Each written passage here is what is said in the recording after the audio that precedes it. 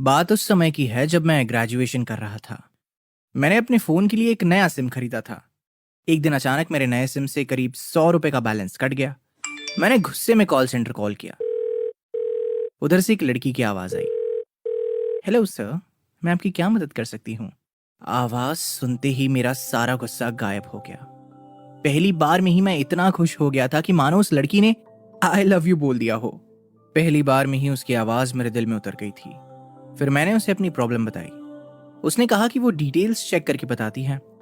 मैंने कहा कि दोबारा प्रॉब्लम होगी तो मैं आपसे ही बात करूंगा। अगर आपको प्रॉब्लम ना हो तो आप अपना पर्सनल नंबर दे दीजिए। उस रात मैं सो नहीं पाया। रात भर उसके बारे में सोचता रहा। दूसरे ही दिन मैं कॉल सेंटर का एड्रेस पता करके उससे मिलने पहुंच गया। मैंने उसे देखा नहीं था।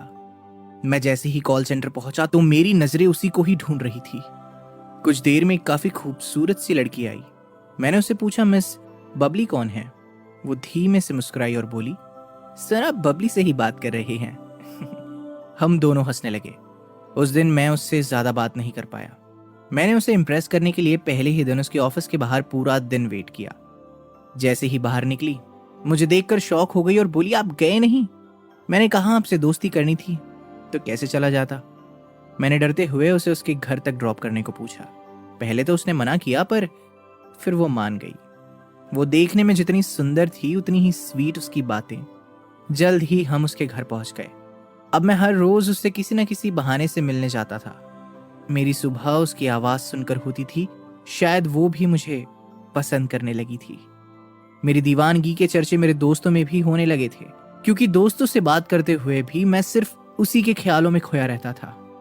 2012 के वैलेंटाइंस डे पर जब वो मुझसे मिलने आई तो लग रहा था कि दुनिया की सारी खुशियां मेरे साथ थी। मैंने उसे ढेर सारे सरप्राइजेस देते हुए घुटनों के बल प्रपोज किया। वो मान गई। उस वक्त उसके चेहरे की खुशी देखने वाली थी। हम 3 साल साथ रहे।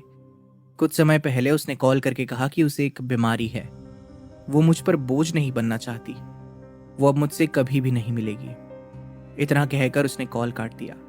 उसने नंबर भी बदल लिया। वो शायद मेरे प्यार को नहीं समझ पाई। उसने कभी बताया भी नहीं था। पर मैं ये कहना चाहता हूं कि अगर तुम मेरा साथ देती तो शायद मैं खुदा का भी सामना कर लेता। बस तुम छोड़ कर ना जाती। मैं आज भी तुम्हें मिस करता हूं। तुम हमेशा मेरी यादों में रहोगी, हमेशा।